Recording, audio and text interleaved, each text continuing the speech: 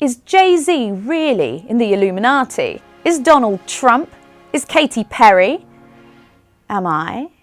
Everyone from the BBC to Beyoncé has been accused of being part of the Illuminati, a secret group said to comprise of the world's most powerful people seeking to establish a new world order. Even if you haven't heard of the Illuminati, chances are you've probably seen one of the symbols associated with them: pentagrams, goats, even the all-seeing eye that's found on US banknotes. References have also cropped up in music videos, such as Rihanna's S&M, which featured a fake newspaper with a headline declaring her Princess of the Illuminati. So why do musicians and artists like to play around with references to the Illuminati?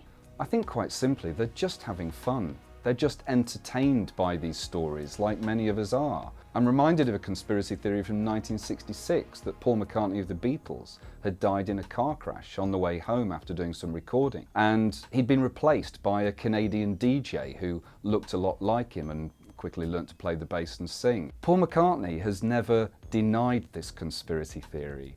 He's always kept quiet about it. And I think McCartney, like Jay-Z, Rihanna and others, is just entertained by the story. So who are the Illuminati? Are they really a shadowy elite who control the world? The Illuminati were, to the best of our knowledge, a Bavarian secret society formed in the 18th century. It opposed superstition, religious influence, and state authority. They even created a rule book which stated that the order of the day is to put an end to the machinations of the purveyors of injustice, to control them without dominating them. The Bavarian group eventually faded into irrelevance and has nothing to do with modern concepts of the Illuminati. The conspiracy theory that we know about today stems from the Discordian movement. The story goes that Discordianism began in 1965 in the office of a Texas drug attorney. Two schoolmates, Greg Hill and Kerry Thornley, used the office photocopier to publish copies of the Principia Discordia, the movement's founding text. The book promoted the idea that chaos is as important as order, and Discordianism gathered steam throughout the 60s and 70s, with Hill and Thornley actively trying to cause mischief and spread disinformation. Their mission was expanded even further by two other Americans, a writer called Robert Anton Wilson and his friend Robert Shea. Wilson was editor at Playboy, and the two of them decided they would write a novel and they would throw all of the great conspiracy theories into this novel and call it Illuminatus. And in fact, they enjoyed it so much they turned it into a trilogy. They decided that it would be fun to try and spread a little chaos and misinformation deliberately about the Illuminati. And they did this by writing letters to the mainstream press, by writing letters to fanzines, which were popular at the time, but also through the letters page of Playboy itself.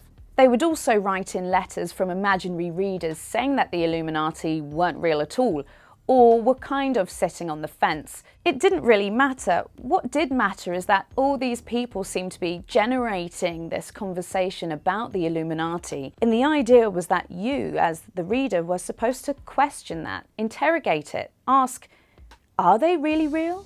The myth travelled far and wide. Wilson and Shea's The Illuminatus trilogy attributed some of the mysteries of the time, such as who shot John F. Kennedy, to the Illuminati. Although the multitude of conspiracy theories that appear in the trilogy are imaginary, they're blended with enough truth to make them seem plausible.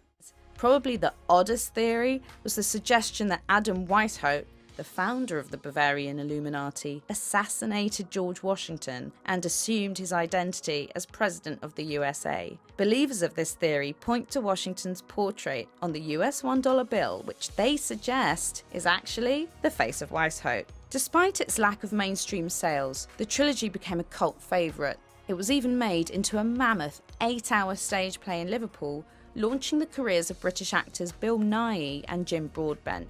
The 70s print magazine culture seems distant now from our globalised, hyper-connected internet, but Illuminati rumours are still rife on websites such as 4chan and Reddit, where believers swap their favourite versions of the conspiracy and champion evidence to prove it's still in existence. Ultimately, it's not down to a shadowy elite whether you choose to believe in the Illuminati conspiracy theory or not.